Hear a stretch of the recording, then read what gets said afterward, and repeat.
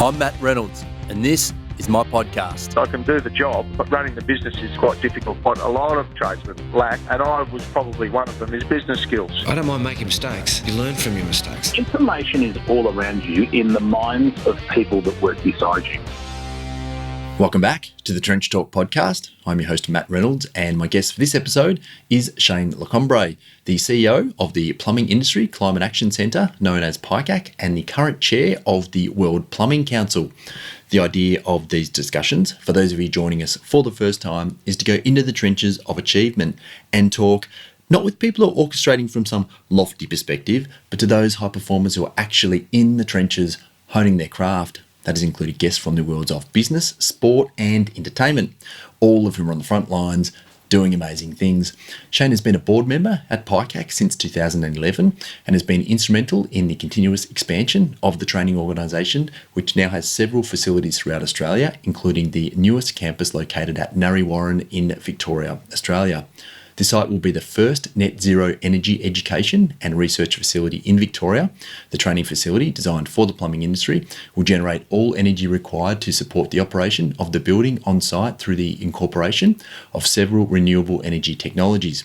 And we discussed several of them when we spoke. Prior to his positions at PICAC, Shayne was the Director of Plumbing at Victoria's Plumbing Industry Regulator, the Plumbing Industry Commission, now known as the Victorian Building Authority. In 2011, Shayne was elected to the board of the World Plumbing Council, served as Deputy Chair from 2013 to 2016, and as mentioned, is now the current Chair. During our chat, we covered, not surprisingly, a whole bunch on plumbing, including the challenges the industry faces, both now and in the coming years, how plumbing has changed and why new people are becoming attracted to the industry, the role of PICAC and why the organisation was originally formed, safety and lifting industry standards, the work of the World Plumbing Council, including the World Plumbing Conference, some of the new technologies and changes we are likely to see within the industry in the coming years, and of course, much more. You can learn more about PICAC at picac.vic.edu.au, spelt PICAC, and the World Plumbing Council at worldplumbing.org. To contact Shayne directly, head to LinkedIn. If you enjoyed Trench Talk, head to xrm.com.au/podcast and opt in for the newsletter. We'll make sure you're notified when every new episode of the show is released. And if you're feeling super nice, please leave a review for Trench Talk on iTunes or wherever you listen to your podcasts. Enjoy my chat with Shayne La Combre. Shayne, thanks for having me in. Great to have you. We are in the boardroom of PICAC in Brunswick today. Yep. I've been in here a few times now for training and that sort of thing. But I thought we might start with, from your perspective, our biggest challenges as a plumbing industry at the moment. We'll get into your positions and what you do as we go through this, but you have a good macro perspective on the industry. So what are some of our biggest challenges that we face at the moment? I think there's a couple of really critical challenges. One is ensuring that we've got the right sort of products coming into the country. We've got a lot of manufacturing around the world contributing to the plumbing industry, and unfortunately the standards of plumbing are not universal around the world. So we get different standards, different quality products coming into the country, and Australia being so vast, it is difficult to control those, all those ports. The other thing that's really changed, and I think there's a bit of a lag on sort of the sort of legislative frameworks, is that the distribution channels that we sort of grew up with an importer and a distributor and a retailer, they've really collapsed now. So you've got consumers sourcing, say, on the internet or through third parties, product directly into the country, and it quite innocently not understanding that there are quite rigorous certification regimes that those sorts of products really should be going through to ensure that they're going to meet our standards. So when I think about issues around product, so lead content, for example. Well, there was that example just, not recently, but maybe in the last couple of years with the lead tap, I think, that was being sold through Audi that got recalled at one point. So that would be as an example of what you're talking about. So that's a great example. So a product coming into the country that's not of an appropriate standard because, for example, the brass has a high lead component. Now, that's bad enough in and of itself, right? Yes. But that product makes its way into the supply chain. Now, we look at probably one of the really sad stories, in my view, where that played out such that we had a children's hospital, state-of-the-art, modern, millions and millions of dollars committed by government to build the most contemporary hospital. It can't open because the fittings and fixtures and elements of the plumbing installation have resulted in high lead content. So, you know, you just can't conceive it. High lead children's hospital, it's like it's made up. Yeah. But the sad thing is, you're a parent wanting to get the best medical treatment for your child, and that hospital, but for the plumbing product that was installed, is not available. That's the saddest thing to me. So if I had a child that needed, you know, that I otherwise would be getting and I'm not saying, you know, the next best hospital was no good. Yes. I'm just saying that, hang on, we couldn't give the children of the great city of Perth the best available medical treatment because the plumbing fixtures weren't up to scratch.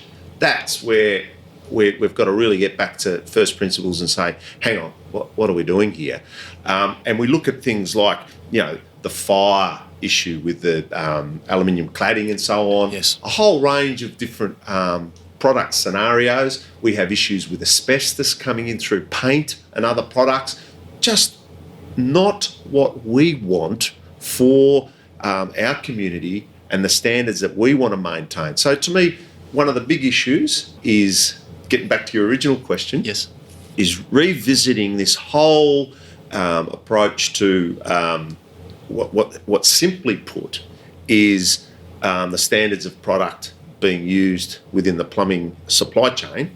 To look at it from a more sort of complex and detailed aspect, it would be the whole range of things like, okay, what sort of standards are supporting these products? What sort of audit regimes are being maintained? What sort of importing restrictions, licensing, all the legislation that needs to harmonise to ensure that Australia doesn't have porous borders that allow all this stuff to come in. That's an area that I think we've fallen well behind.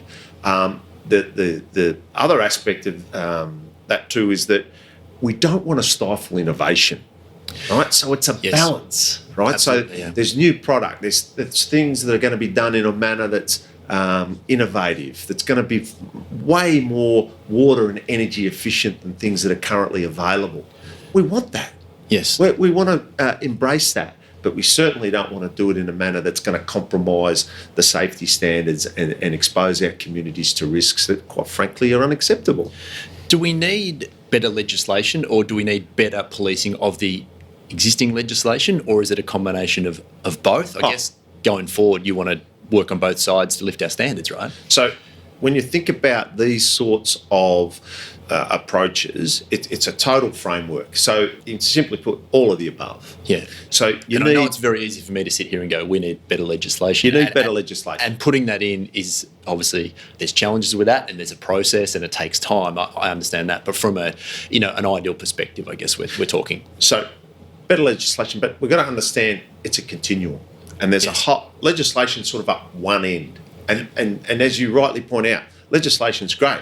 But if it's just printed words on a page sitting on a shelf, what are you going to do? Throw the book? Yeah. You need a regime that's going to, first of all, be enforcing that legislation, and then you need deterrent that is going to be matched to the kind of risks that are associated with that regulation. At the same time, not wanting to stifle the operation of the market. Yes. So, but just to sort of go on from there, legislation is only one aspect to it. I'm very much in favour of us having, really good, flexible standards that accommodate innovation and new product development, but that we've got schemes in place that ensure that those products that we don't want coming into the country are captured in the net, and the ones that we do get through. There's also the industry itself.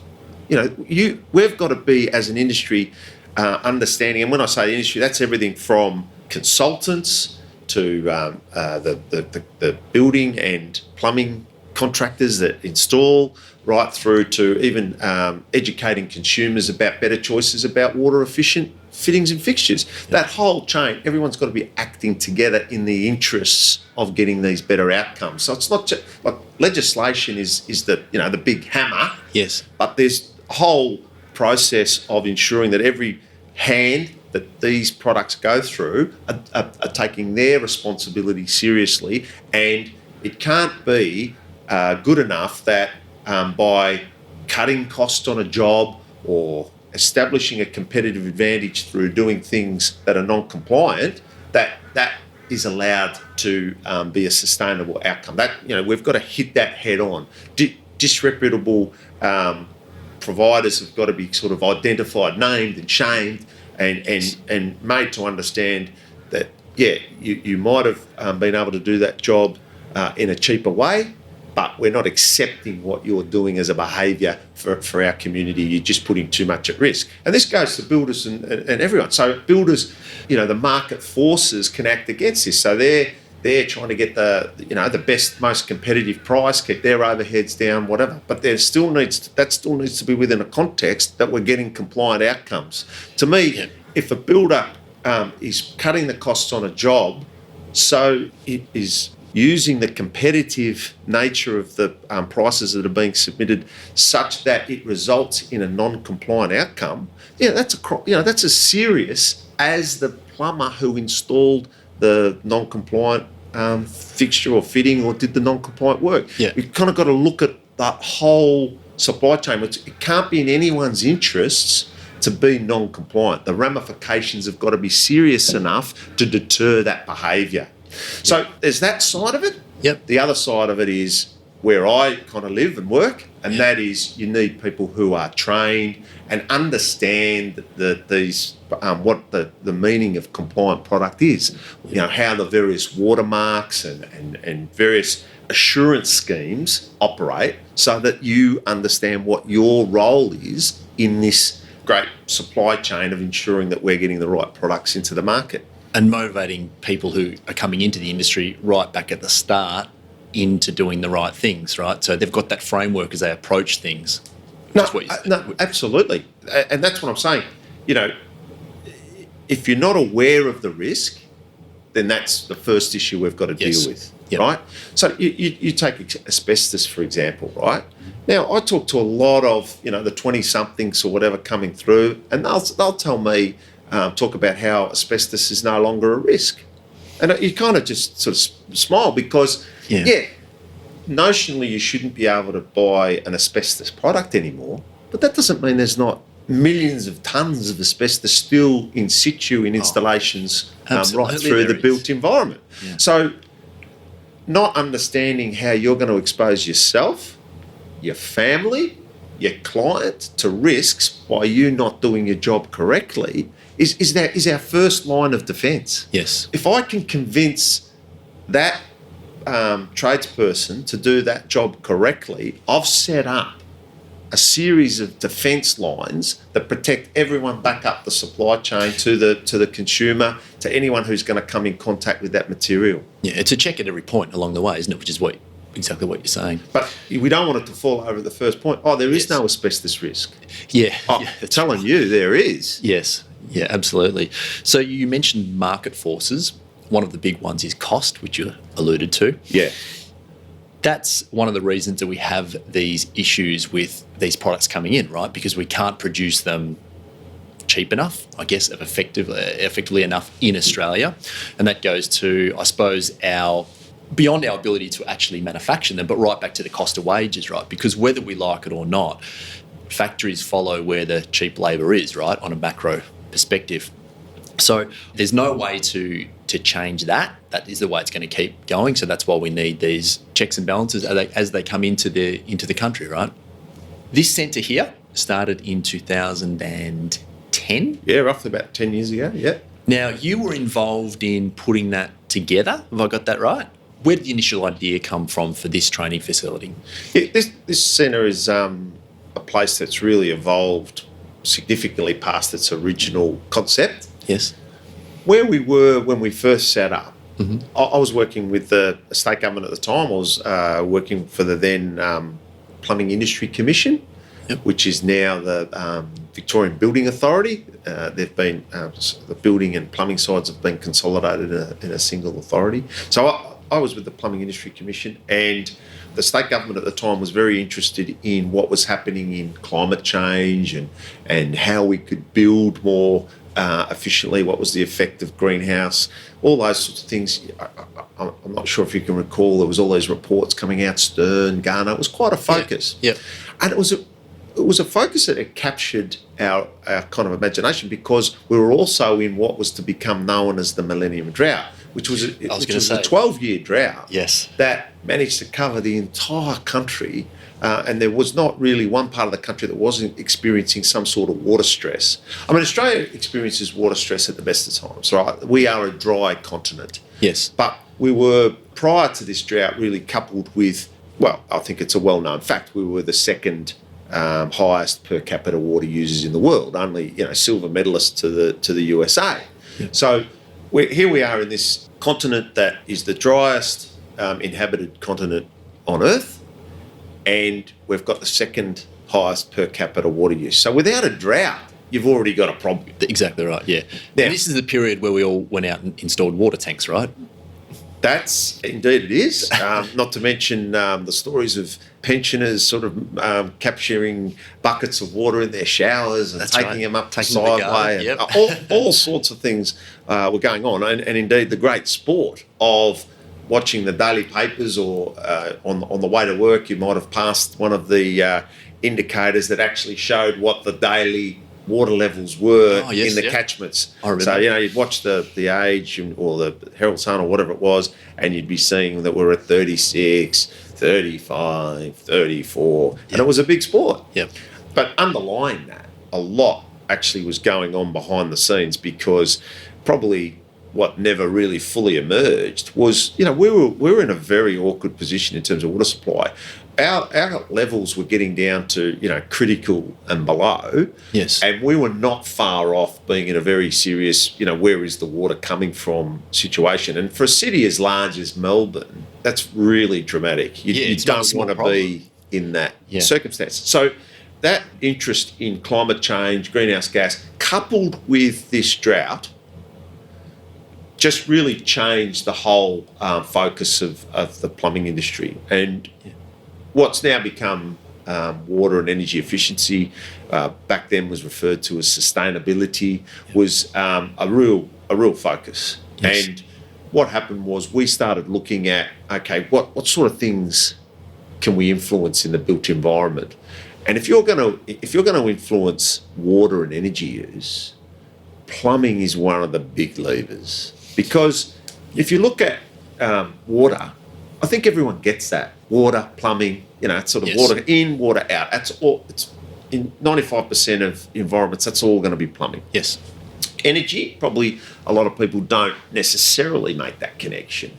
But when I start talking to you about things like hot water or heating, cooling and ventilation of buildings, you start to understand, they're the key energy users. And indeed they are. Yeah. So when we started looking at those key contributing factors to, how energy and water is used in the property, you could see plumbing was front and centre. Yes. So plumbing established its bona fides, so then we started looking at, what can we do?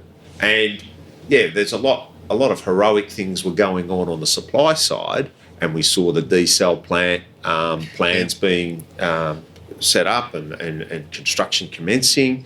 There were some interconnects that went in between Geelong and Ballarat and better sort of ability to move volumes of water across the state. So they were great supply side initiatives, and I'm sure there's probably a few maps where people looked at where they could put a bit of a black text line and a new dam could be born. But for us, it was looking at the demand side, and incredible strides were taken. And to your point, things like rainwater tanks on domestic properties. Well, that was actually illegal. Yeah, I remember it was, yeah. There was a time where that was something you weren't allowed to do.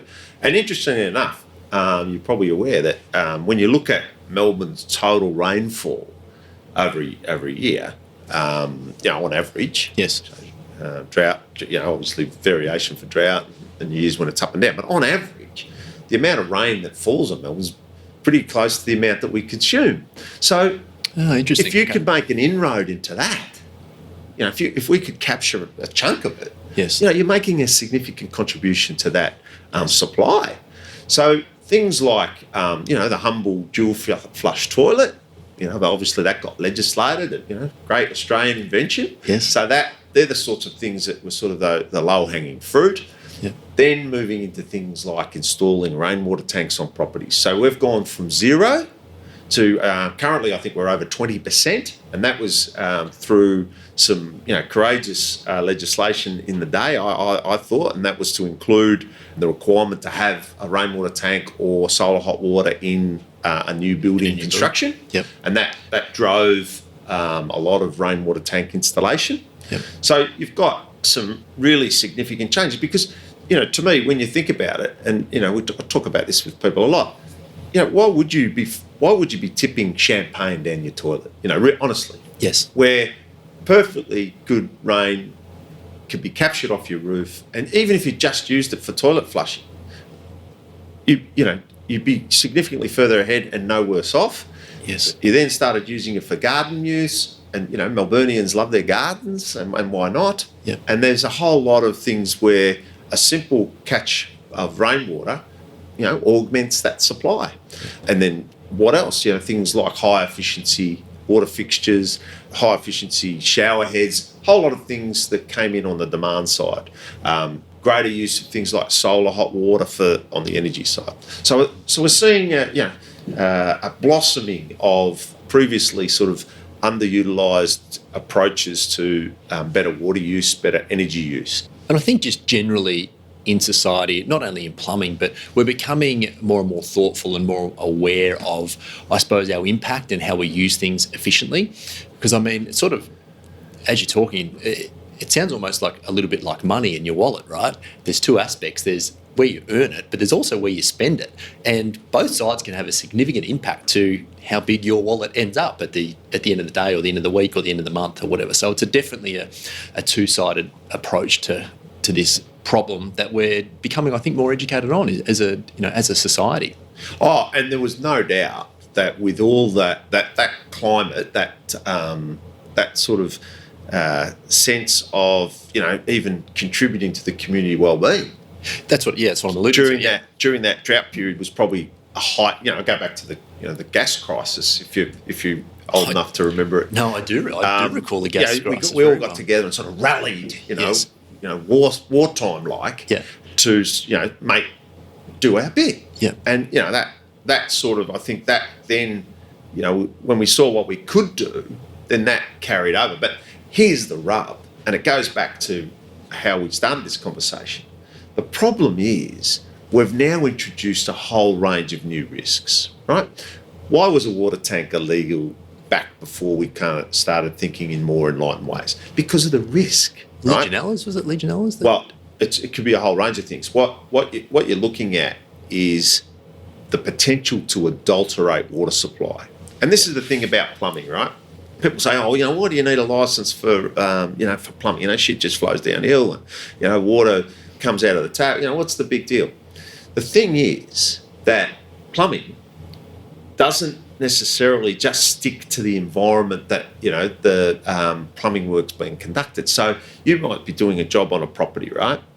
Now, the problem with plumbing and its interconnectedness is if you were to in some way inadvertently adulterate that water supply, we can get conditions where that could flow back into a distribution main, and all of a sudden people are getting sick in a broad radius, well beyond the sort of commercial relationship you've got between you and your client. Absolutely, so that's why we have to have a broader, more onerous protection regime that sits over the top and says things like, well, you're not touching plumbing unless you're appropriately licensed and registered. And that's kind of the seal that says, I'm appropriately trained and experienced to do this work. Because these risks are significant. So if you think about going back to our rainwater tank, I can talk about things like cholera and typhoid, and you'll look at me as if I'm talking about something from, a Dickens novel. Yeah. But the point is, there's cholera outbreaks in Papua New Guinea, Vietnam. There's cholera's at our doorstep, and these waterborne diseases are still very, very present and can re-emerge if we're not careful about how we deal with the just simple hygiene of water. Yes. And then there's the whole issue of the cross connection between water and sanitation. So houses are modern miracles when you think about their ability to process inputs and outputs. And, there should be a big sign on the front door, biohazard. But you don't have a front door that's got biohazard on it because the plumbing is so efficient and effective, it protects you. And That's actually a good way of looking at it. You could be going to bed tonight with explosive gases being transported under your bedroom. Well, we don't give it a second thought. Very true. Because Yeah. the systems, the standards that we work to, the materials that we're using, and the knowledge and training of the plumbing professional that's done that job takes the risk out of our heads. Yes. We're not worried about that. Yeah. But we're one poor installation away from a fire, an explosion, a CO asphyxiation, Disaster. adulterated water, you're getting pathogen, Legionella that you mentioned, whole Yes. raft of things. So simple things. So you've installed your rainwater tank, and you're a bit of a fanatic. You're monitoring how much rain came in, the levels, how much you've saved, and all that. Brilliant. Sell your house, next person moves in. Not interested in any of that stuff. Dead possum, who knows what. Now we've got this really dangerous situation. Yeah. It doesn't take that. I've pulled a number of possums out of water tanks over the years, and it doesn't take a lot, does it? Sitting there, you don't notice, you don't use it, you turn it off. Yeah, it's unreal. Well, there was a recent case where someone got very serious salmonella poisoning because a frog was in the tank.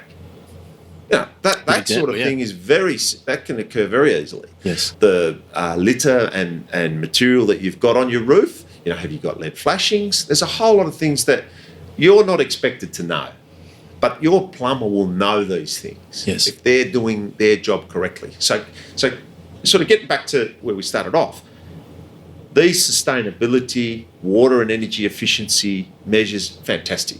And we must embrace them, and we've got to take a better stewardship of our planet approach with these things. Yes. Imagine, as we started talking before, you've got all the water you need falling from the sky and you're just sending it to the ocean. You know what I mean?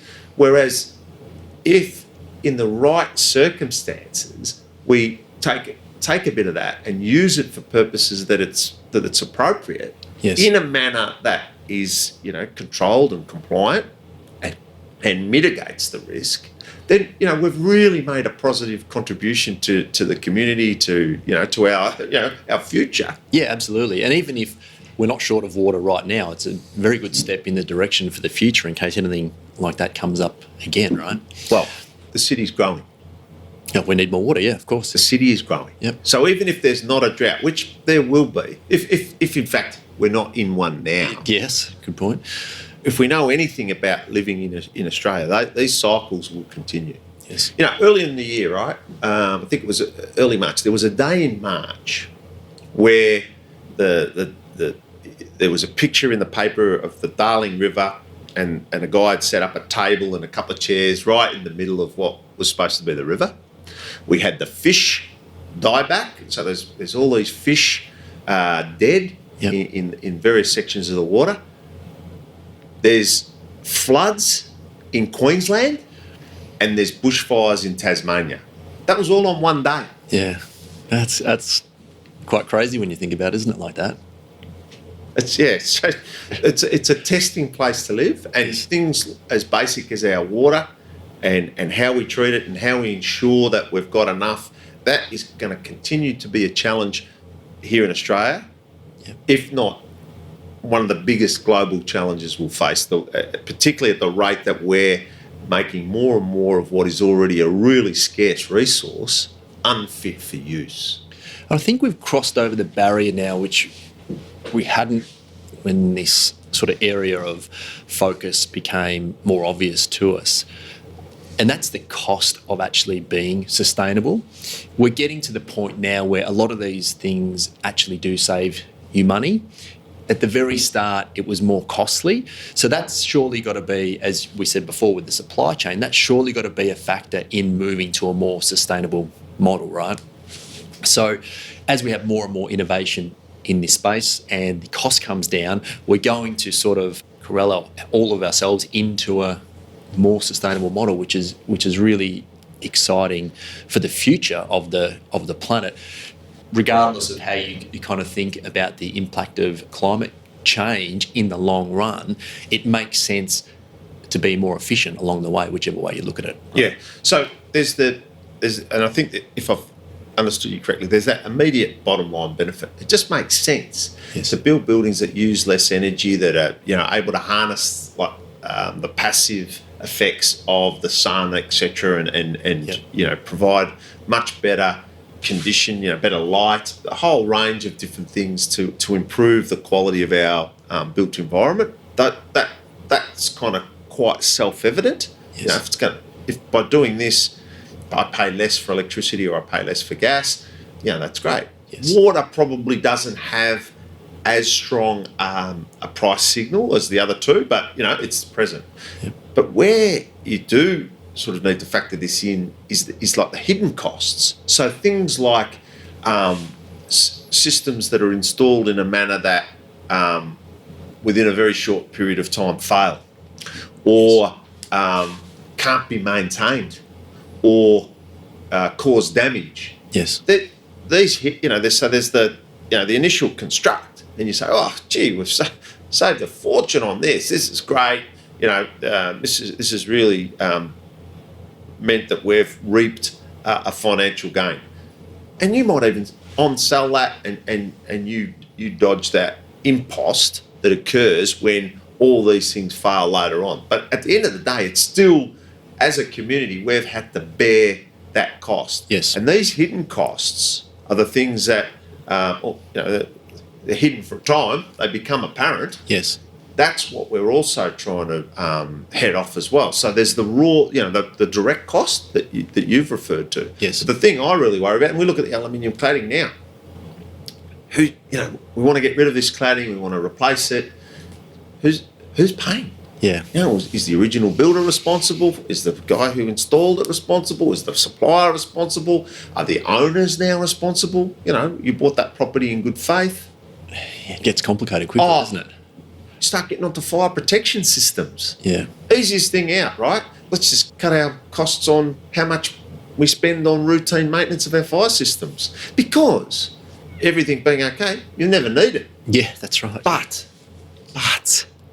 on the day you need it, I'm sure you want to hope that it's going to work. Yeah. Well, you can either, have a horseshoe or a rabbit's foot and hope it works, or you can invest in that system, make sure the design is right from the start, it's been installed appropriately, and it's maintained correctly. Yes. Otherwise, that's where, it's not just cost, it's tragedy and disaster. Yeah, I actually had a guy by the name of Rowan Sykes on the podcast just recently, and he suffered a workplace accident where, long story short, he actually caught on fire. And horrific story, but he survived that, obviously, and is now doing some great work in this fire safety space. And I asked him about how he thought about the cost of safety, because the cost of protecting our environment, becoming more sustainable, they're often argued.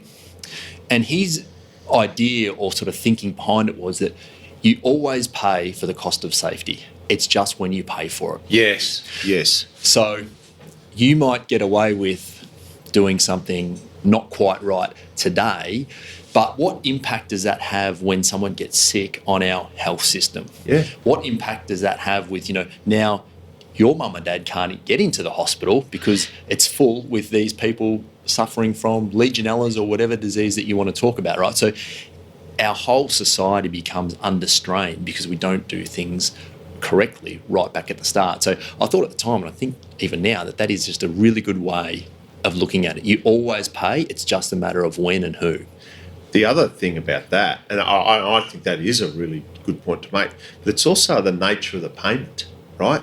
So if you want to, you can pay with some money up front by investing in good training, as I said, proper design, proper installation, you've got the right people doing it. So that's a financial investment. Someone, you're paying through time and money to get that result.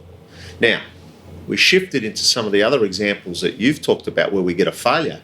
You could be paying for that with injury. You could be paying for that with harm. You could be paying for that with your life. Now, and some people do. Which account do you want to draw from? That's exactly right, yeah. Yeah, and the ripple effect of these things is, again, often overlooked, but is very, very real. I mean, I've had a couple of good stories of that recently on the podcast. It's not you, it's your family. It's your family members, and how it impacts them. It's the mental state you're left in after you go through some sort of event that leaves you incapacitated in some form or fashion. It's again, it just comes back to, if we get it right at the start, we can avoid a lot of the costs later, So PICAC has grown significantly since. This is the first building, have I got that right? Okay. We've managed to travel all around the world. Yeah, we have. We were sort of talking about how PICAC sort of started. So to sort of return to our journey, it was in response to these sorts of changing issues that we were being confronted with, the desire to see better water and energy efficiency, that we started looking at the kind of skill sets needed to support that. It wasn't a good story. We didn't have a lot of, so all of a sudden we've decided to install rainwater tanks or grey water systems. Who's doing it? Yeah. I was trained that was illegal. So unless I was a plumber working out in the rural sector, I'm not exposed to that work. So I don't have any competency to do it. So we were seeing really extraordinary things where consumers were getting interested and engaging in this. A real interest to see better sustainable outcomes. So something like, your hot water service breaks down, right? Hot water services break down regularly all over Australia, right? It's a good point in time to reassess what you're doing about your hot water. So a lot of people will sort of say, okay, what's the better way? Is there a new technology, or is there something we could do? I've got to replace the hot water anyway. Yes. What can I be doing? Yep. And consumers really interested in doing things like putting solar boosted systems in, etc. But plumbers, without the knowledge to do it, sort of pushing back a little bit, saying, no, you're better off with just a straight changeover, and don't be getting involved in this stuff. It's a bit of a fad, and then you'll end up getting taxed. And the fundamental issue was there just hadn't been training in that area, and this is where PICAC emerged. So You've got groups like the Master Plumbers, the union, really keen to see plumbers developing in this area, filling this green, part of this green collar workforce, to provide these services to consumers who want it, and all for a net social benefit. Yes. So it was kind of a real tragedy in a sense that we hadn't, that the workforce wasn't really ready to respond. So we looked at the apprenticeship and we sort of thought, well, hang on, this number of apprentices coming through each year, if we augment the training delivery within the apprenticeship vet sector, it's going to take too long. It'll just take too long to get students through. So we started looking at maybe establishing a school. And it was really interesting to see some of the thought leaders from, areas where perhaps traditionally conflict was a common way of engaging, coming together and saying, well, look, forget what's happening on the industrial side. In terms of training, this is our future. We all have a very, very common interest in this. We need to come together and address these issues in training and do it pretty quickly. Yes. So what happened then was we sort of all worked together to sort of look at what a training facility might look like. And, the government, put some money into it, but really it was an industry-led thing that the key players from within the industry came together. So you've got, as I said, the Master Plumbers, the Plumbers Union, you've got the Fire Industry, National Fire Industry Association, the Air Conditioning and Mechanical Contractors Association, the key parties coming together and saying, hey, we've really got to put some skin in the game for the future of our industry. And Brunswick was kind of the first iteration, and we had a few tilt slab factories here on the estate that we've kind of joined together. And as you look around here, and I know this is poor for a podcast, but there's just plumbing everywhere. We just wanted to put as much of our industry on display as we can, so that we could then expose our industry participants to what essentially then was post-trade training, to really top them up in this area that had been identified as a bit of a training shortfall. But from there, we just grew, because it was training industry. You know, we had a very close connection to what was required. We were getting constant feedback about, hey, we're doing a great job here, but we need a bit of help here. Yeah. And we were just constantly evolving. And one of the things that we quickly took on as well was the whole side of safety training. So one of the big deliverables here is to make sure that we're exposing, whether it be apprentices or post-trade, to the best safety training that we can provide, because that's one of your fundamental building blocks. You want to go to work, you want to come home. Absolutely. No injury, everything happening correctly. And there's a level of, that just doesn't happen by accident.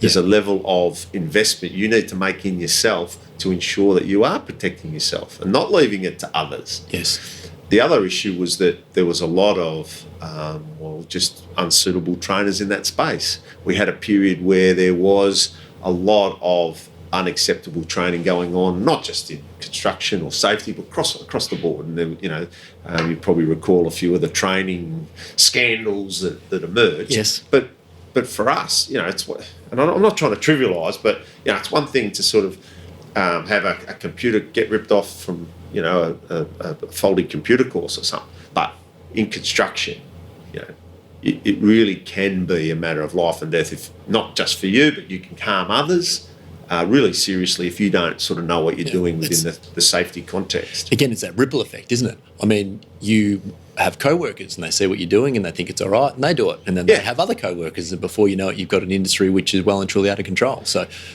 And it's an industry that still has a lot of problems. So even despite a lot of the investment that we make, we still have guys crushing themselves in, with scissors and booms, and just it's something that we just need to be constantly vigilant about.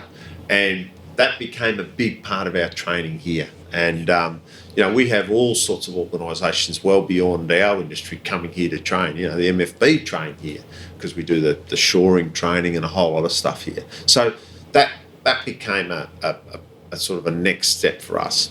And then we found that there was a bit of a constraint in the delivery of training in fire protection. So the red pipes, the sprinklers, and all that sort of stuff. It was being done at RMIT, and there was just some problems in terms of, I guess, the way that training was being delivered, such that RMIT felt that was an area they wanted to stay in. So all of a sudden, that they're the only provider in Victoria. We've got a big hole in terms of who's going to deliver that training. So such is the kind of the vision of the board and the stakeholders here, where it wasn't, I think it was a 2-minute deliberation. We need to get in, and we need to make sure we've got a capacity here in the state to deliver this vital training. Yes. So as it's gone on, we're basically the monopoly trainer in that space now. There's another smaller in New South Wales, but most of that training we do across the country. Yeah.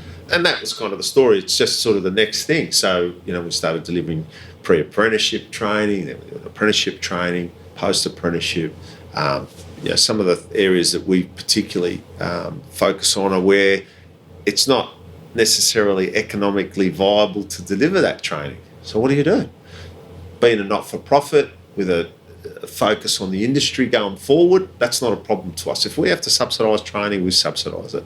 So some areas, some of the sort of the advanced gas training, areas where you don't really want to muck it up, but it's expensive to do that training. Yes. And you've got small numbers of students. So we step into those spaces where it's not really, it's difficult for the volume TAFE trainers to deliver that sort of thing. So is it still subsidised by industry participants ongoing? Oh, definitely. Okay.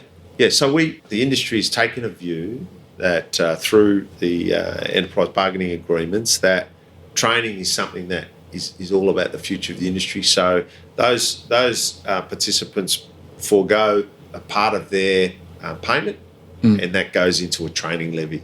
Okay. And that enables us to deliver training really that would be very difficult to be delivered at the level we do it otherwise. On a pay per participate basis? Well, we kind of socialise the cost. So you've got everyone contributing, Yes. so then we're able to bring down that cost. So we do a lot of free training here. Yes. Right. So if you're a union member, you probably train here for free in most areas. Yep. So it just depends what training it is and what part of the industry you're from. Okay. But we're very ecumenical in the sense that if you need training, you can come here. But you might, if you're not already contributing to the overall sort of operation of the place, then you might have to pay a full fee. But that's up to you where you want to fit in. Yeah. So just want to cover quickly. You've got obviously PICAC, which is here, and we'll go back to the story of that expanded in just a second. But then you've got the master plumbers, you've got the Victorian Building Authority, you've got various unions from different parts of the industry. Yeah. How do they all kind of fit together? I know they overlap in some areas, they don't in others. Maybe can we go through a couple of the differences and kind of the areas that each of them focus on? You're clearly the industry trainers, for example, but then master plumbers also train apprentices. Yeah, too, they would right? do that through us. Through you, okay. Yeah, so Master Plumbers is one of our member stakeholder organisations. Right. So they're focusing on delivering plumbing training. Yes. The National Fire Industry Association has a training arm called FIT, Fire Yes. Industry Training. They'll deliver the fire training. So that's all under the umbrella here. So Okay. we're about 5 RTOs. So then you've got the union, Got which it. will do the safety training through Sepitech. Yes. And then we've got training that PICAC does itself, asbestos safety training, different things. And then we have outside organisations might come in and train and use the facility. If you think of a sort of an MCG model where we're keen that the facilities get utilised for the betterment of the industry. So there's the participating stakeholders and their delivery. Yep. But then there's others who come in. So you might be from, the Backflow Association or something like that. They might have a meeting or a kind of an information night because they're a not-for-profit like us. We'd say, "Oh, come in and use the facilities because it's for the betterment of the industry." Right? Why go and hire a room in town or whatever? I mean, I'm not saying that's not what you do if you want to. What I'm saying though is that if this works for you, then this facility, we make it available to a lot of the not-for-profits in our industry so that they can pursue their agendas in the understanding that that's going to be for the betterment of the total industry. Sure. So to circle back though on the VBA, so that's the regulator for the industry. So they're the ones who are saying, okay, we need to pop you up on the scale, make sure you've got the right level of competency for that class of plumbing. So have you got all the prerequisites to safely practice in the area of gas fitting or sanitary or drainage, whatever? Yep. And if you have and you satisfy their prerequisites and you pay the money, Yeah, and you pay the money. then Yeah, that's right. you'll be issued a registration or licence to do that work. Where we complement what they're doing is we deliver the training that brings you to the level where you can demonstrate that to them that you're competent. So some of that's through apprenticeship, so that's a 3-year training exercise. Yes. Or it could be through some of the post-trade courses, so that could be short 3-day courses or, backflow, some of the specialisations. To be licensed, as you're probably aware, your Cert 3 will get you registered, but then if you want to get licensed in a class in Victoria, you'll need to go and do the relevant Cert 4 competency. Yep. So we deliver that. So in a way, we're supporting, and in fact, not to leave out the fact that we're now looking at sort of the development of continuing professional development. So we're trying to structure and formalise how we keep you going into the future. And the way we look at it, we've got a raft of courses on scope, that's for sure, but this is where we're probably different to a more formal, a traditional, at least, training organisation, because what we're interested in is your total career. So you might start with us as a pre-app, we'll work you through a Cert 2, and then you go and get a job and you come back and do your Cert 3 and finish your apprenticeship, and then you say, I want to be licensed, so then you go through your Cert 4. But then what's happening next? Do you want to go and do some OH&S specialisation? Do you want to move into advanced gas fitting, different areas? We'll try and work with you to move you through your career trajectory as best we can, to take you as far as you can. But it's up to you to invest in yourself. Yeah, because it's a big industry, plumbing, isn't it? Very diverse. And there's a lot of different opportunities within the industry. So you could be going down one path, if you like, and change paths slightly and end up doing totally different things day to day, but still within the same industry. One of the things that I wanted to talk about, and we'll go back to PICAC in just a second, was that to lift our standards as an industry, we need more industry participants, right? We need more people in the industry. Have you got any thoughts about how we make the industry more attractive to maybe the younger generation coming through? Because if I understand this correctly, we've got, just purely because of age, we've got a lot of people in the industry who are going to exit. Well, they're sort of probably starting to exit now, and certainly over the next few years as that baby boomer generation exits the industry. So, well, simply to just maintain our standards, we need more people. To improve them, we need more again. So how do we make this more attractive as an industry? Yeah, I think this whole sort of understanding has really changed, probably over the last 10 years more than it's ever changed before. And what we've got now is an industry that has moved away from a sort of a linear, conveyor belt sort of model like the one that you're kind of sort of describing. So when I left school at year 10, right? You finished year 10, you knew everything, so you didn't need to stay at high school anymore. And the good folk at the local high school were keen to encourage you to take on a trade. Yeah. So I was in that sort of situation. I'm a second generation plumber, so I kind of knew the game. And yeah, so after year 10, I entered the trade, and then I worked for an organisation fortunate to have a lot of opportunity given to me, the gas and fuel, where you could kind of move through and progress and go back to university and do all sorts of different things. But as you say, for most, it was probably an entry. Maybe you were not suited to a long-term academic career at high school. You then went in and did your apprenticeship, and then, you might have gone into a small business, you might have worked for someone, you might have gone into a larger plumbing contracting firm, a whole lot of choices, but it was kind of linear. Yes. You progressed through, and then you might have gone into supervision and management, you could have gone into estimating, inspection, a whole lot of different things from there. That's really changed. For a start, you won't see the year 10 chair breakers coming into the trade like we used to. You're really completing VCE as a minimum. Yes. Unless you're kind of a family member of a business or something like that. And then you're probably going off and doing a Cert 2 to familiarise yourself with that trade. Yes. And you might sort of get into that Cert 2 and say, well, that's not for me. And then you might go off and do carpentry or electrical. So you've got a good selected group that are coming into apprenticeship then. Yep. And they go through. So they're already a little bit older than the group I was talking about. And they're a little bit, having done a pre-app, they're a little bit more certain about that this is the right career for them. Yep. And away they go. That's one stream. Then you've got people who, and we see this quite a bit, they've gone to uni. They've got a degree because mum and dad wanted them to get a degree, yes. right? But now they actually want to circle back and do what they want. So you've got someone who's got the degree, they're now a little bit older again, so they're coming back through. We've got people entering the trade who are second career, either second trade. So some of the people coming in for apprenticeship have actually already done an apprenticeship, and they're looping back. So it might be a carpenter, might be someone from the industries that have not continued on as much as was previously the case, say, for example, manufacturing. So fitters and turners might be looping back and finding a second career. So there's a lot more of that going on where people have already been in the workforce for a significant period of time. We've had apprentices come through here in their 40s.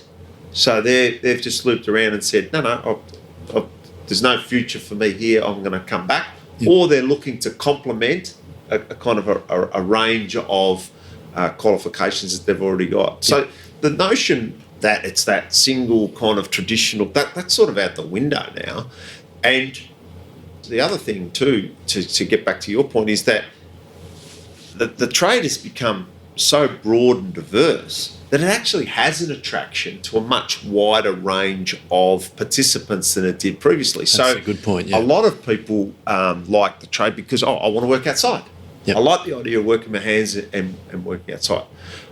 A lot of people like the green credential of the industry. So they like the idea of working in an industry that's, sustainable in terms of water and energy use. Yes. And then there's people who just like myself who like plumbing. Yeah. I like doing that. Yes. So that when I entered, I don't sort of do so much of it these days, but yeah, it was just a field that I'd been exposed to, and I just sort of like the idea of doing that. Yep. But the really great thing for people entering the trade now is that it is just so diverse. So Yes. you do your base training, but once you're through that, there's a whole range of areas that you can get into and specialise. And green plumbing and sustainable plumbing is just one. There's a whole lot of different areas that you can pursue. It's also still one of the great vocations where you can start out a little small as a really small vendor and build a business up. So the entry to start and kick off your own business is still reasonably low. Yeah. So you can come in and if you want to back yourself, you can move up, have a partnership. You and a partner working together and build a really healthy business, or indeed you can keep going. Yes. And there are some really big plumbing firms who operate in Melbourne and across Australia where the principals started where every apprentice starts. Yes.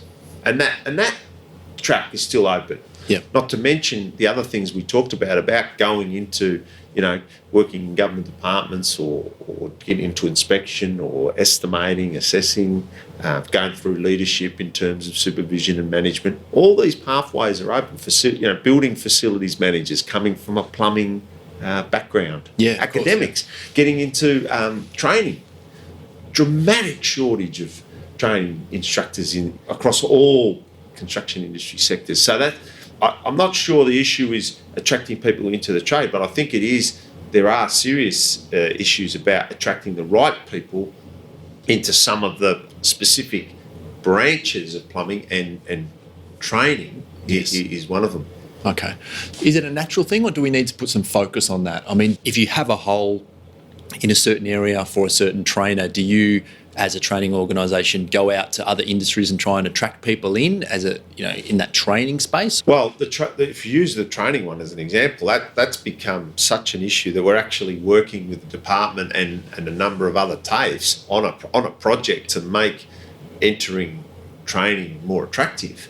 And this is because there's a number of reasons. One is that in many cases it's difficult for people to sustain their economic position coming into training. So in other words, they could be earning a lot more where they're at in the field. So it's quite a bit of a drop in earnings to come into training. So that's a difficult one to deal with. Yes. But having said that, there's also a lot of, by the same token, others who might be saying, well, look, I've done that for long enough.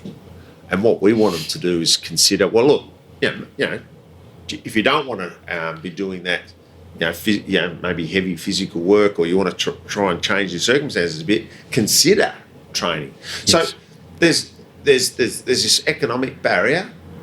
There's also the fact that for a lot of people that are currently in the plumbing industry, they're mentoring and they're coaching and so on. They're probably really good down the footy club and whatever. They've got a lot of the informal, interpersonal skills that would make them great instructors. Yes. But the formal academic requirements would be difficult for them because they haven't been in a training environment for a long time. And that's why I say, you want to be continually investing in yourself throughout your career, so you don't all of a sudden find yourself, you've sort of been out for so long, it's actually difficult to re-enter the training environment again. And you'd be, less and less these days, but, we used to have the old story where guys were just frightened of computers, Well, Yes. I mean, can you imagine today having someone who as part of their daily life, couldn't interact with a computer. That's just completely gone now. But you remember when you'd have guys who just wouldn't do certain things because, oh no, I'm not going to touch a computer. Yep. Now their phones are carrying around more grunt than than was imaginable. They're exceeding what we would have had 20 years ago or 10 years ago as a computer. They've got in their phones. Yes. So we all adjust. But what I caution is staying out for too long, And I think if we moved into areas like continuous professional development, where there's a requirement to keep topping yourself up, then when you do want to actually look at career change and career shift, I'd hate anyone to be sort of barred because they just didn't have that confidence to do that sort of study and formal side of it, because you can learn it, you can do it. Yes. And it can open a whole raft of new doors for you and literally a whole new career. And maybe we can keep some of the people that are exiting for the physical reasons or whatever, maybe around a little bit longer, imparting some of the irony on the maximum young generation. Experience. Yes. When you're tipping out, like it's just wrong. Yes, no, I agree. Well, I'm pleased to hear that that's sort of a focus and something that's being really looked at the moment, because I think I heard, this might have been 12 months or so ago, but the average age of a plumber, and I can't confirm if it's true or not, in New York City is 51. I thought to myself, geez, the average age in New York, there must be a lot of plumbers in New York. Average age 51. That's not looking great for the future of the industry.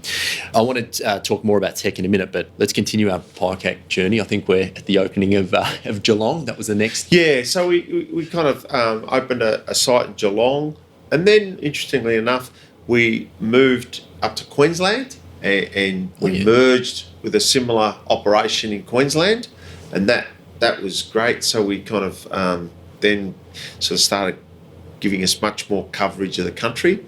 And we've got 2 sites that we operate from in Brisbane, but now we're in the process of, and it's under construction, we're renovating an old windscreen manufacturing factory that's sort of between Brisbane and the Gold Coast, sort of halfway in Beenleigh. And we think that'll be a good catchment sort of for both the southern parts of Brisbane and of course the Gold Coast, where a lot of the guys have to drive all the way up to Brisbane at the moment. A lot of construction there too. So so that hopefully is due to open in September. Oh yeah. So that's not too far away. Last year we entered Sydney, so we've got a small work in Sydney where we're predominantly focused on the fire and safety side, but we're looking to get into the plumbing side hopefully later this year. And then our probably flagship project has been the development of a zero net energy building in Narre Warren. Yes. And that's been a very significant project where the building has taken everything that we've learned here and, as we've travelled around the world looking at best practice and so on, we've tried to bring as much of that back. And that is a really exciting facility that we're looking forward to opening shortly. And that's kind of unique too anywhere in the world in the fact that we've also, on that site, we've got a laboratory and product testing facility that we're partnering with IAPMO, a product certifier and standards writer, because the way that site is going to work is that we're going to have product testing and certification going on in one part of the building. Okay. And what that does, it addresses probably one of the biggest challenges I am confronted with as a trainer, and that is, how do we keep things contemporary? How do we keep them so that we're not in that situation that saw PICAC develop in the first place, and that is this lag between where the skills need to be and where the training being delivered was at. In terms of the products coming in and the latest products? Well, that's one of the aspects. So yes. if we're working with an organisation that's seeing it's their job to bring innovative product into the market and make sure it's fit for purpose, what we sort of thought was, well, if we have that on the site, and then part of the site is about how we cross-pollinate and disseminate that information. So we have an auditorium and a sort of an exchange area there. And the idea is that as new product comes in and it is deemed appropriate for the marketplace, then that will be displayed.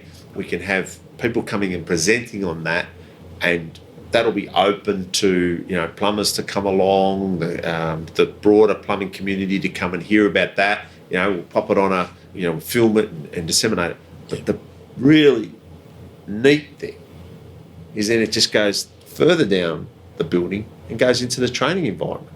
Yes. So brand new innovation, whatever it is, technique, material, product, moves into the sort of centre, gets discussed, gets presented.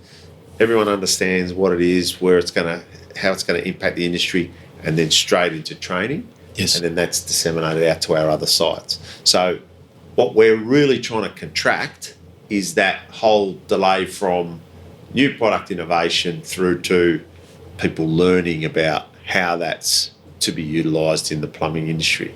Yeah, it's a real win-win for a lot of different parties, isn't it? Because, if I've got a new product coming into the country, as an example, I want the young people to know about it. I want the trainers to know about it. I want them being trained on it. But then from the more selfish perspective of plumbing in Australia, we actually want this innovation to make us greener and make us more efficient and build a better and healthier community and society, right? Yeah. So it works really, really well Indeed. together. Yep. What's the size of PICAC in terms of your trainers and employees and that? Because you've got multiple sites. So what size are we talking about in terms of trainers? So like employee numbers or something like that? Yeah. Well, we're probably sort of around about 50 to 60 people involved in training delivery across the sites. Yep. So, we've got quite a few people involved in the administrative compliance side of things, because that's a fairly intense area in training. Yes. So one of the things that's been an outcome, and it's not a bad thing, of that sort of unchecked sort of training period that we went through, where there was a lot of fly-by-nighter and substandard training delivery, has been the usual thing. The pendulum swings right out, and we've got very heavy auditing and compliance requirements. And we don't shirk that, but there's a lot of effort that goes into making sure that the courses that we're delivering are compliant. Yeah. So there's two sides of that coin. One is what we're teaching is what is required by industry, and we think through some of the mechanisms we've talked about, our connectedness with industry, our moving into this area where we're really close to product release and new product innovation. We've kind of got the content right. Yep. Now it's the compliance, making sure that we're doing everything that ensures that students are getting what they've paid for, what they're expecting, and that ultimately is going to have the best opportunity to lead on to employment and career. Yes. So a lot in the admin and student sort of service area. Then of course you've got the instruction.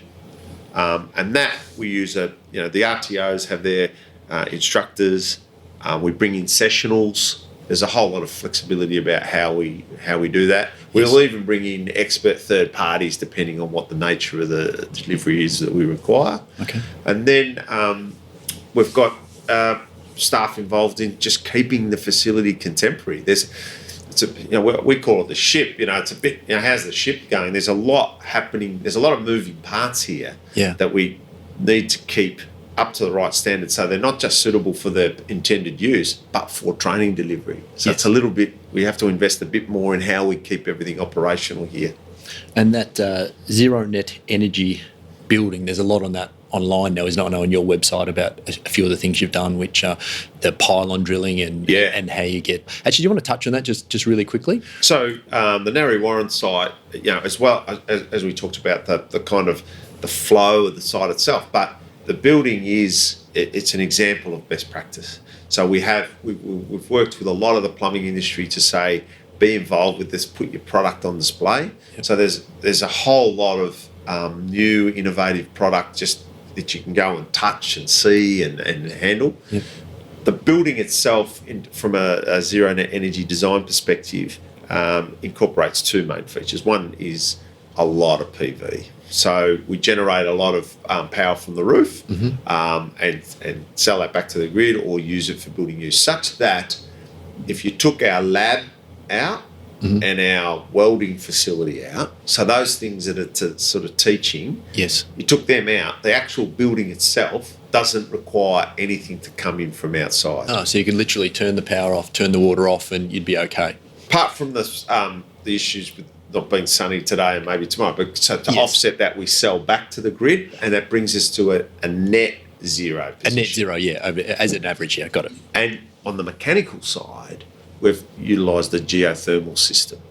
And this is where the site is really unique, because we're on a sort of a flood-prone area down there, and we had to screw pile the construction, right? So we're just sort of thinking, well, hang on, if we're going to screw pile and drill all these holes, why don't we put the geothermal in the screw piling, which really hadn't been done a great deal in Australia before, not in a training institute like this. Yeah. So, I don't know, about 250 boreholes later, we've got 6 kilometres vertical and 6 kilometres horizontal of geothermal piping that services all the heating and cooling requirements of that property. So that's an area where we don't have to bring any additional gas or anything in for the heating and cooling of that building. It's all coming out of, literally coming out of the ground. They're about 100 metres deep, a lot of them. Okay, so we've got a number that are 100 metres deep, Yes. 96 metres. Predominantly, though, most of them are about 26 metres. Right. So most of the screw piling is at the 26 metre mark, and then we've got about 30 that go down about 100 metres. And in very simple terms, what you're doing is that you're using the difference in outside temperature against towards the Earth's core, if you like, to either heat or cool. So you're basically pushing that warmth up or down to regulate the temperature. Once you've got a temperature difference, it's just moving. You can the do temperature. things. Yes. So, obviously, just to put it really simply, in summer, we're pushing heat into the ground. Yes. In winter, we're reabsorbing that heat. So it's a sort of a thermal battery. Yep. And the circulating water is the agent that that carries the temperature. Either dispels that heat into the cooler earth or absorbs it where it's the hotter. So depending on what we're trying to do. So, and in fact, it is quite incredible. Just we're sort of going through our sea trials now, to get back to the ship analogy, and we're starting to commission the system. But just to put your hand on the pipe and feel that that's a natural exchange. Just that temperature difference is extraordinary, and to just be sort of then saying, okay, we're now harnessing that for all our mechanical kind of heating and cooling requirements. I don't know. It's kind of it's just amazing. I sort of find it amazing. It's super cool, and one of the best ways to train people in a lot of this stuff, right, is to be the best example of it. So I think that's an extremely intelligent strategy to go with. And one of the things we've done too, and it's consistent with our ethos, is we've provided some cutaways so you can actually see what's going on through the ground. Yep. One of the central features of the building is the manifold where it all comes up. So rather, like in a typical building, all that plant and equipment's hidden away, and a couple of paintings on the wall. It's just all open. You can go in and see it. We'll run training around it. So much like we do here, if you go downstairs here, there's an absorption chiller, there's a little gas turbine. That's all we use it for the building, but it's also integrated into the training environment. There's a lot of open walls here, as in clear coverings on the walls, so not plastered, just so you can actually see inside the walls and see how the plumbing's run and what it does and that sort of thing. So it gives you a good insight into what plumbers are doing behind the wall.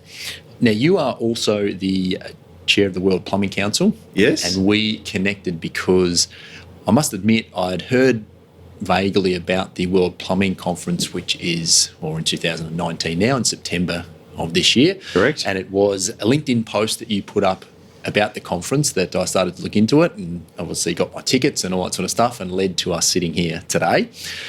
In a few sentences or words, or however you want to put it, what's the purpose of the World Plumbing Council? Because we spoke a couple of weeks ago now about this conversation, and we can very quickly forget, when we're talking about all these advancements in technology, that some places in the world are a lot less fortunate than what we are. Absolutely. Put it that way. So the idea, the purpose, the reasoning behind the World Plumbing Council. So really high level, the World Plumbing Council really wants to promote better access to fresh water and sanitation. Pure and simple. Yep. It wants to do that predominantly through connectedness of industries all around the world. So what our thinking is, if we work collectively, we're much better, we're going to be more likely to be able to encourage better sanitation and water supply outcomes. Collectively, you're talking between countries. Yeah. Yep. So everyone's got, so if you want to talk about some of the best water efficiency techniques, then you're looking at Australia, Israel, there's just sort of leaders in it. If you're talking about energy technology, maybe we're talking about the Germans, what's going on in North America. Everyone's got something to contribute. Yes. So not to mention bringing together the world's manufacturers, just there's a whole lot of benefit from coming together as an industry to try and solve these really difficult problems. So that's in a nutshell. Yes. So we do that. So the work involves a couple of things. One is trying to promote those things through scholarships, through developing, trying to help people get access to good training in the sense of train the trainer. So we have these scholarships where we've brought a number of people here from Mongolia, Fiji, all various parts of the world where they can see what good training looks like, help them, give them materials where we can, standards, codes, whatever we can do to try and support better plumbing outcomes. We run projects, so we partner with IWISH and other groups, involvement with the World Health Organization to run projects. We try and focus on exemplar projects. So that is to say, projects that will be impactful to that community, but they'll set an example. So we recently, the last couple of projects we've run, and we try and do one a year. We did a community toilet block in South Africa where you had 40, 50 families sharing a sort of a community toilet block, trying to look at ways to, and out of the 12 toilets on offer, 2 were working. Yes. Just real tragedy stuff. So really trying to just look at, okay, let's design really simple and effective plumbing techniques to utilise local materials to really keep that toilet block going. We worked in a school in India where we developed an approach to rainwater to deliver hand washing and better toilet facilities in a school. Yes. And that was a really good project because there was about 500 schools in that region that were all on the one design.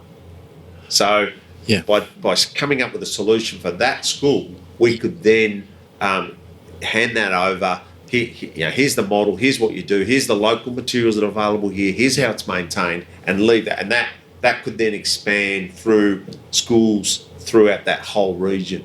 India is really interesting at the moment with I was over there earlier in the year looking at one of the real incentives that the current government and re-elected government's looking at is access to toilets.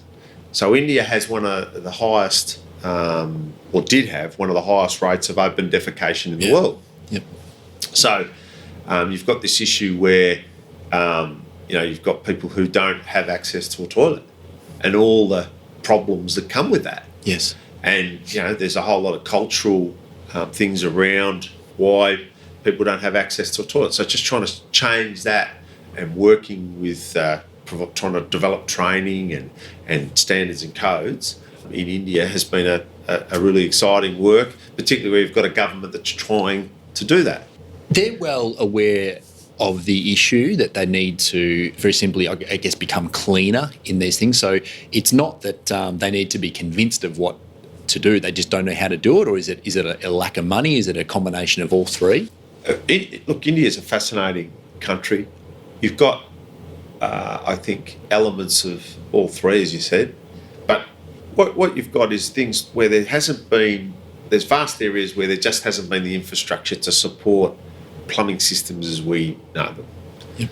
So that's a big issue, because if you're going to overnight try and give access to better sanitation to millions and millions and millions of people, then and you haven't got the infrastructure, then you've got to start thinking about different ways that you're going to do that. Yes. So there's that sort of just fundamental problem. The next thing is that you've got a culture that hasn't, had grown up with the using the toilet as we would. Yes. So it was really two examples that were shared with me. One was what they thought they'd do in this village or this program in this particular state was to go into villages and erect 2 or 3 what we would call sort of community toilet blocks in the middle of the village, and then whilst it wasn't in-house plumbing, it was it was better than having nothing. Yes. So install a toilet block, nice facility, everything, rainwater tank to catch some water for flushing, and then away into a septic system, and quite a good system. So come back a year later, how's it all going? No one's using it. Why not? Open the door. They're storing the grain in there. See, here's the thing. What's more fundamental? Being able to have a place to go to the toilet where you could do it in their mind they could do anywhere, or having a place to keep next season's grain dry and safe so that we can eat next year. So you can see how you've got to kind of understand that context. Yeah. The other story that I wanted to tell was that I was listening to a presentation by one of the water ministers from a state in India, and she made the point that on the back of the toilet installation program that government was running, rape had dropped by 15%. And we're sort of all looking at each other sort of going, wow, I know toilets are a real life changer, but rape dropping by 15%.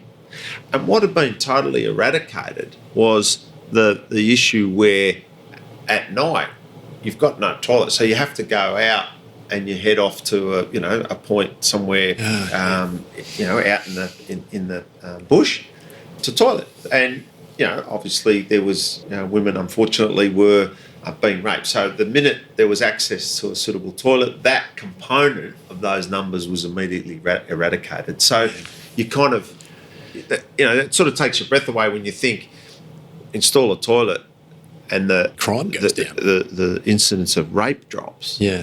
And they're the sort of things coming from our culture that we don't necessarily understand. Yes.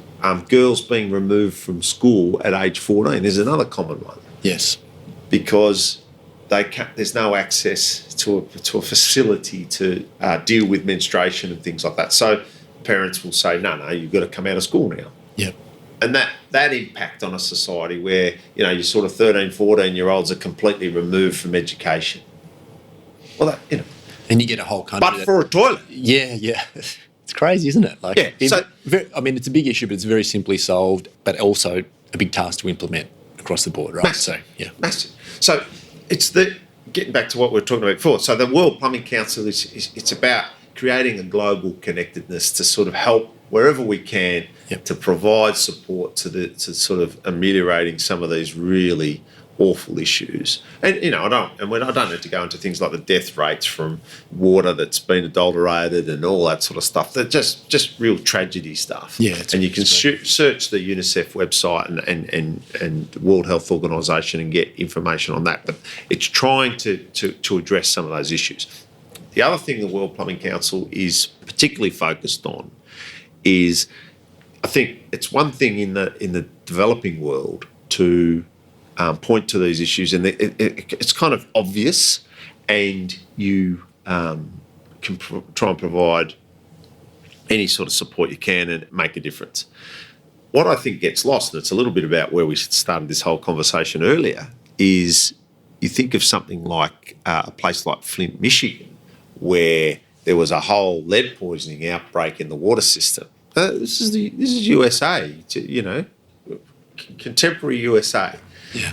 And what's happened is there hasn't been due attention given to the maintenance and investment in the plumbing systems, and we get breakdown. We get issues where, because of changes to what's being done at a kind of a infrastructure level, now we've got a community exposed to lead. So it's not Africa and Southeast Asia and developing countries necessarily. It's also developed nations where we're not attentive enough to the fundamentals that we need to ensure are in place. We had a SARS outbreak in Hong Kong that Yes, I remember. became, military weapons wouldn't be as efficient as what happened in that apartment block in Hong Kong where the traps dried out. Someone came home from working at the hospital and had contracted SARS. They're ill. The dry traps and an efficient mechanical services system distributed it through the whole building. Yes. You got hundreds of deaths. Yeah, it's unbelievable, isn't it? Plumbing system failure. Yeah.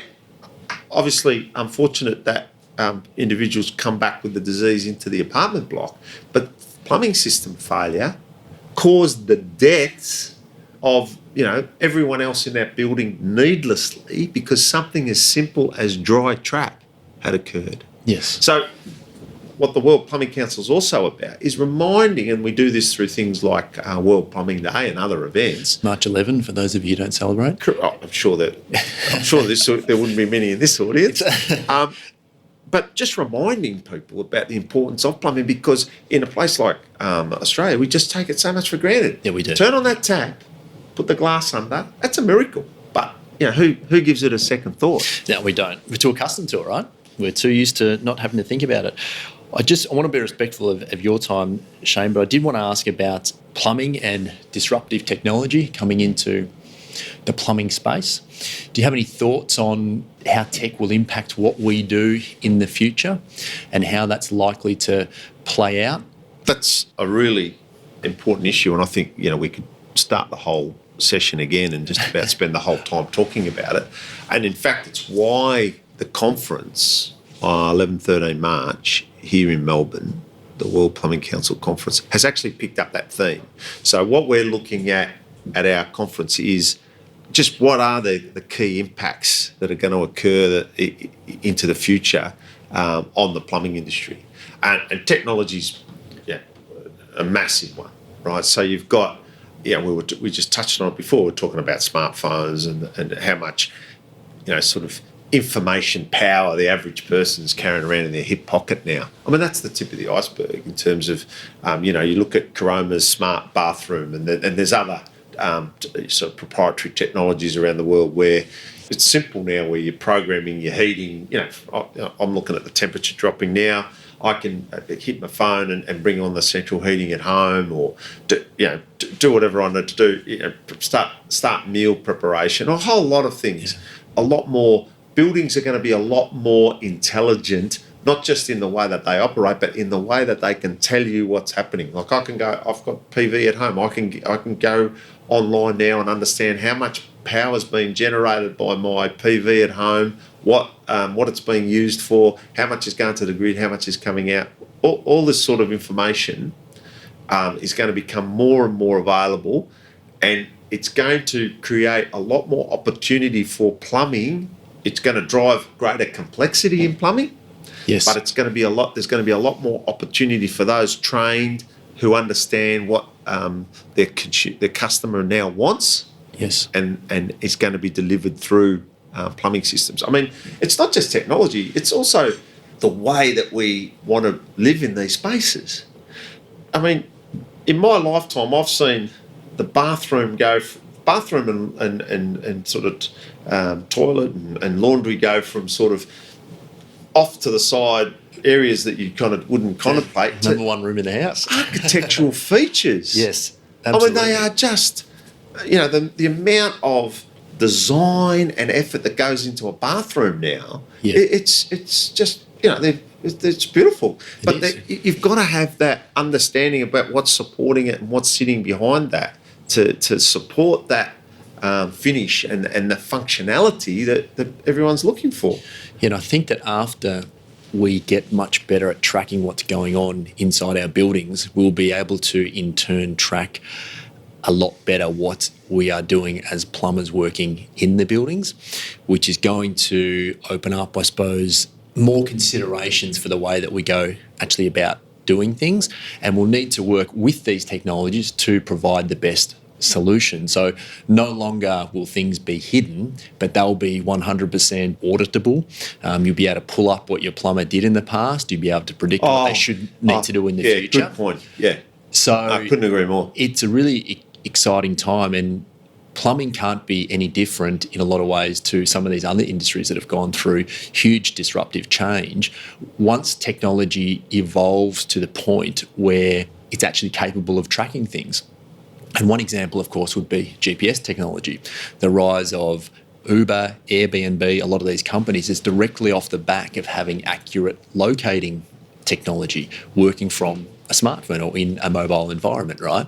So going forward, it would be almost foolish, I would suggest now, to not think that a plumber will not be tracked in the future exactly what they're doing, be it right or wrong.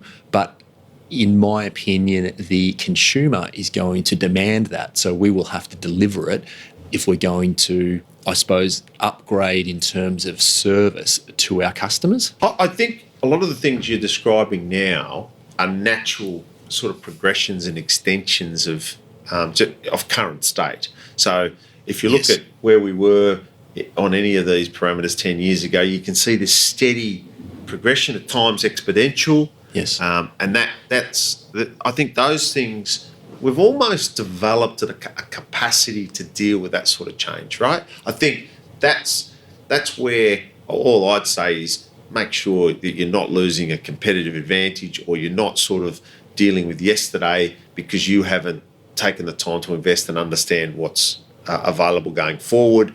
And the ability to do that has never been as available. So you can listen to a podcast like this, you know, people are a bit smarter than me, or you can get on a YouTube video. There's a lot of ability to sort of extend where you're at and move it forward and keep up. That's never been easier. You still got to make the effort.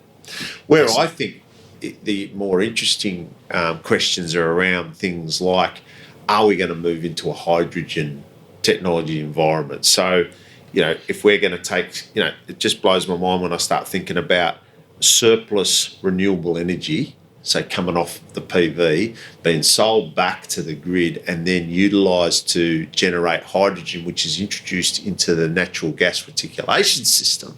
That's now spawning an industry that currently doesn't exist. Yeah. So attracting those other people to the industry who have the knowledge to, for lack of better words, invent these things being possible in a domestic home. But look at your gas fitter now.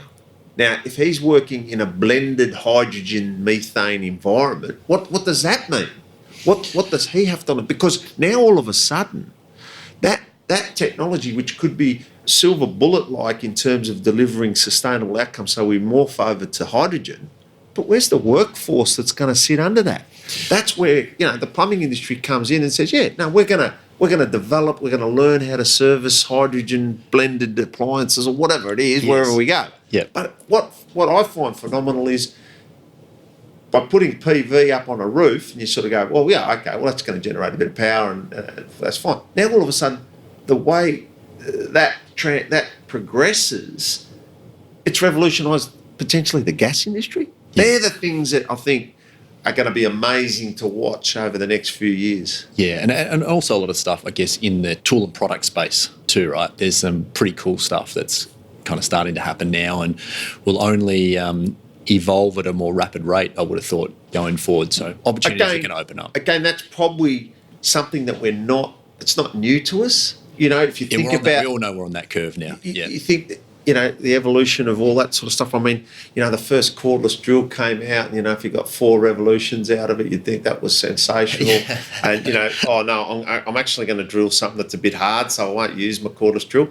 To now, you know, what's a lead again? What's a lead? Where would you run a lead to? What do you want that for? You know, the multi-pack, the battery power, the torque in some of this equipment. So I think we've been on that sort of trajectory for some time. Where I think it's going to be a real ride is things like the level of accuracy we work to now. So the tools are now, these tools are great, but what that's leading to is things like, and I'll get onto this issue about where the craft element's heading.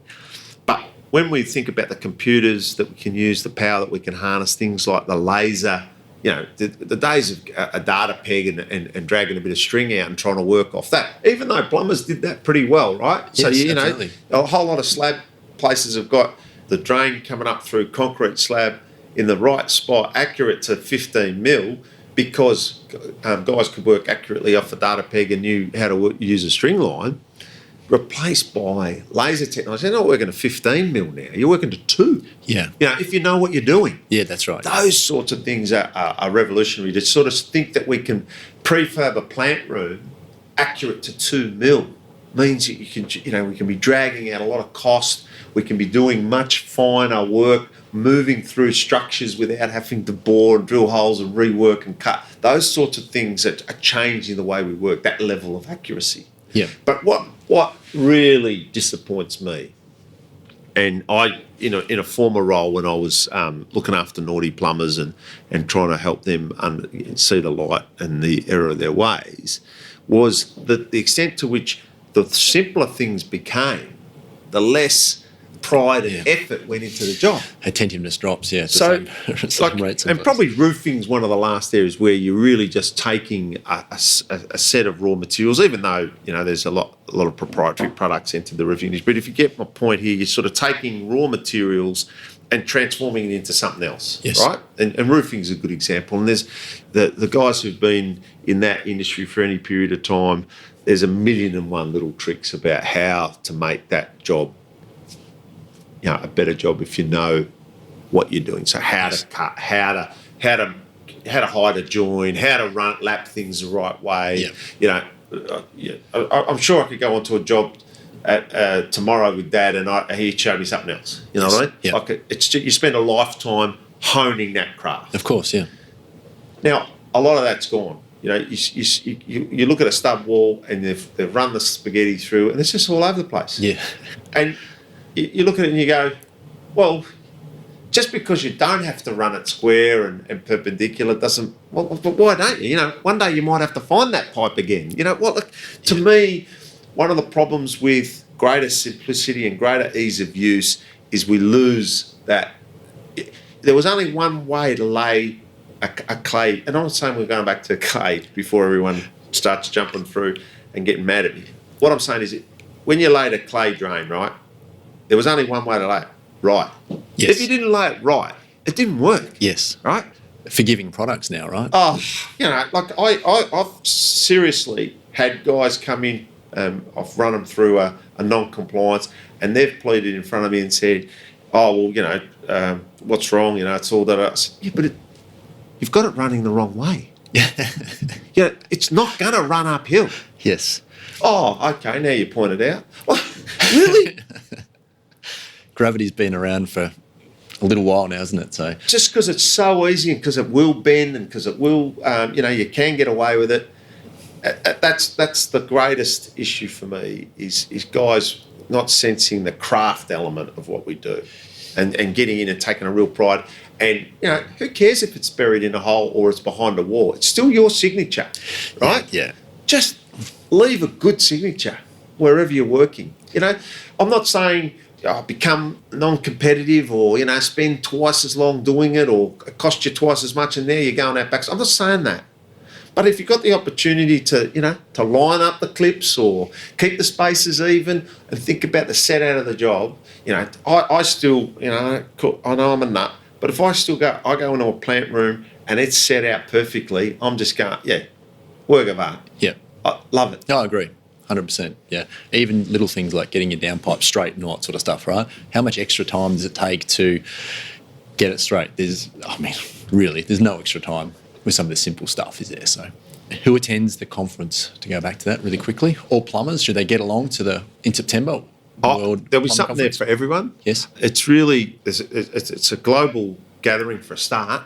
Yes. So even just from the perspective of coming together and hearing from people talking about what's happening in other parts of the world, That's the reason I'm excited to go, yeah. Bringing their experience, but it's all future focused. So what we're trying to get is people that are expert in their fields talking about where things are going to head. So if you've got an interest in where an area might be going to head into the future, so where energy is going to head, where training's going to head, where protections and various regulatory structures are going to head. Anything that's kind of, we've got a whole cross section of speakers who, from research, from Mark Pesce, our one of our keynote speakers, is a futurist. So he's trying to describe what's happening based on what we're seeing. So you and I had a little crack at it in terms of what we're seeing in terms of technology and process and all that sort of stuff.